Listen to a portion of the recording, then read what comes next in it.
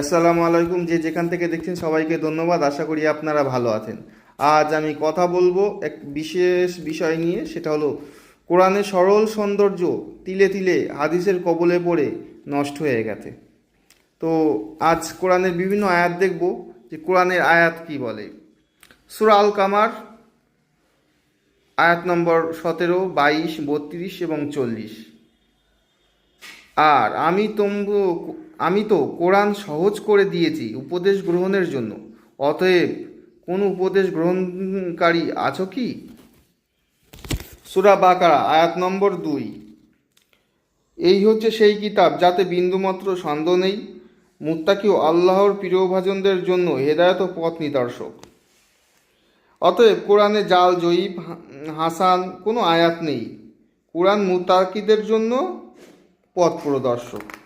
সূরা সূরা আয়াত নম্বর 2।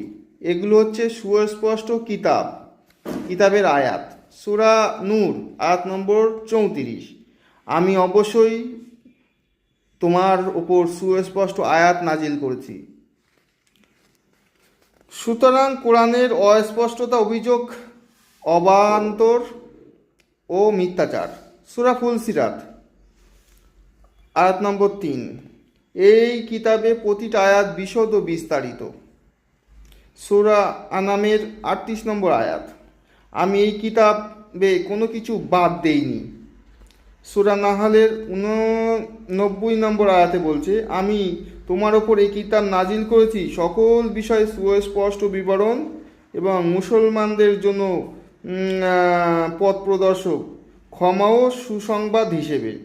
সুতরাং কোরআন বিশদ ও বিস্তারিত নয়, যারা বলবে তারা ডাহা মিথ্যা কথা বলছে।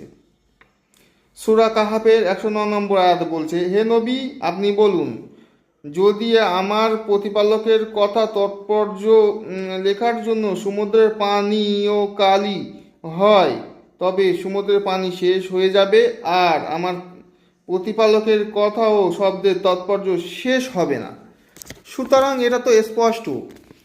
কোরআনের প্রতি পাতায় পাতায় আয়াতে আপনি এরকম কথাগুলোই পাবেন। প্রত্যেক কথা, প্রত্যেক আয়াত সুস্পষ্ট। যারা কোরআনকে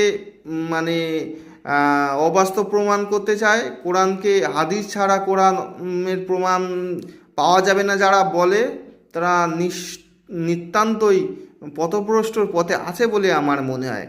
যে আপনারা বিচার করবেন। ধন্যবাদ। সালামু আলাইকুম। সবাই ভালো থাকবেন।